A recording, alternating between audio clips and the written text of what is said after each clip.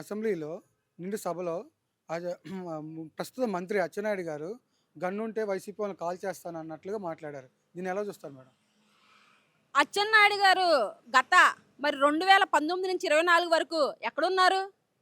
మరి మీకు జగన్మోహన్ రెడ్డి గారు ఆ రోజు చంద్రబాబు నాయుడు గారు విమర్శించినప్పుడు ఆ రోజు మీరు ఎక్కడ నిద్రపోతున్నారు? ఇప్పుడు అధికారం ఉందని, అధికారం అన్నుందని, అధికార బలం ఉందని చెప్పి మీరు అసెంబ్లీ సాక్షిగా జగన్మోహన్ రెడ్డి గారిని కాల్చేయాలంటున్నారు కదా! ప్రతి దానికి ఆన్సర్ చెప్తారు. చట్టసభల్లో మీరు ఏం మాట్లాడుతున్నారో ప్రతి దానికి జవాబు చెప్పే రోజు ఒకటొస్తది. జగన్మోహన్ రెడ్డి గారి గురించి, జగన్మోహన్ రెడ్డి గారి వ్యక్తిత్వాన్ని గురించి ఆయన్ని కాల్చాలనుకుంటున్నారు కదా!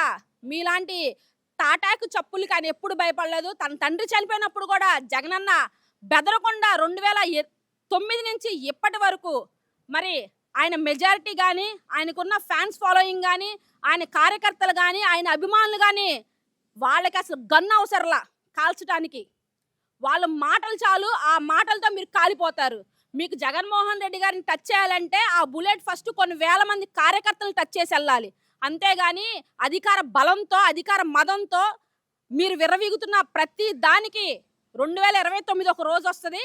ఆ రోజు ఖచ్చితంగా ఏదైతే మీరు అసెంబ్లీ సాక్షిగా కారు కూతలు కోసిన ప్రతి ఒక్క నాయకుడు ఖచ్చితంగా చట్టం ముందుకొచ్చి సమాధానం చెప్తారు కూడా.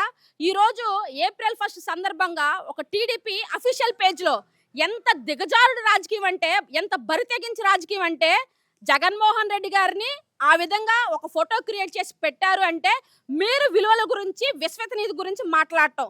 ఈ రాష్ట్ర ప్రజలు ప్రతి ఒక్కటి అబ్జర్వ్ చేస్తున్నారు. ప్రతి దానికి సమాధానం చెప్పే రోజు ఒకటి వస్తుంది. ఇప్పుడు కూడా వైసీపీ కార్యకర్తలు ఏమి చేతకాని కార్యకర్తలు కాదు. వాళ్ళకి సమయం, వాళ్ళ నాయకుడు ఓర్పుతో, ఒక ఎథిక్స్తో ఈ పార్టీని లీడ్ చేస్తున్నాడు కాబట్టి ఓర్పుగా బాధను భరిస్తూ జగనన్నను గెలిపించుకోవటానికి ఉంటున్నారే తప్ప జగన్మోహన్ రెడ్డి గారికి ఎవరైనా హాని తడిపట్టాలని చూస్తే ఈ రాష్ట్రాన్ని వారు ఏం చేస్తారనేది అచ్చెన్నాయుడు గారు ఊహకే వదిలేస్తున్నాం. ఖచ్చితంగా జగన్మోహన్ రెడ్డి గారు తన కోపాన్ని పక్కన పెట్టి రాజకీయాలంటే ప్రజలకు ఒక భరోసా, రాజకీయం చేస్తూ ప్రజలకి మనం ఏదైనా మంచి చేయాలని ఒక ఉద్దేశంతో ఆయన పరిపాలించాడు. అంతే తప్ప వ్యక్తిగత కక్షల కోసం, కార్పణ్యాల కోసం ఆయన ఏ రోజు స్వలాభం కోసం పనిచేయాల. ప్రతి పేదవాడి మొహంలో చిరునవ్వు చూడాలి. ప్రతి ఇంటికి ఆడపిల్లకి నేను న్యాయం చేయాలి. ప్రతి ఒక్కరికి భద్రత కల్పించాలి.